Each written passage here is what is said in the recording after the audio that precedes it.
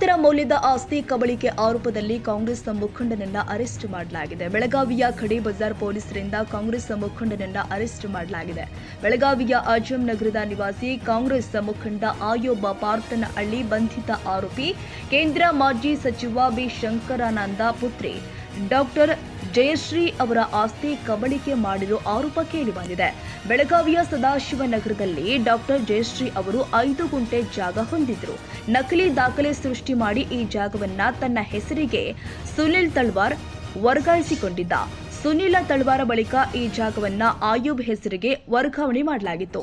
ತೆರಿಗೆ ಪಾವತಿಸಲು ಹೋದಾಗ ಆಸ್ತಿ ಬೇರೆಯವರಿಗೆ ವರ್ಗಾವಣೆ ಆಗಿರೋದು ಬೆಳಕಿಗೆ ಬಂದಿದೆ. ತಕ್ಷಣವೇ ಖಡೆ ಬಜಾರ್ ಪೊಲೀಸ್ ಠಾಣೆಯಲ್ಲಿ ಡಾಕ್ಟರ್ ಜಯಶ್ರೀ ಪುತ್ರಿ ರೋಹಿಣಿ ಅವರು ಕೇಸು ದಾಖಲು ಮಾಡಿದ್ದಾರೆ. ಪ್ರಕರಣ ಸಂಬಂಧ ಸುನಿಲ್ ತಳವಾರ್ ಬಳಿಕ ಆಯೂಬ್ ಪಾರ್ತನಹಳ್ಳಿ ಅರೆಸ್ಟ್ ಆಗಿದ್ದಾರೆ.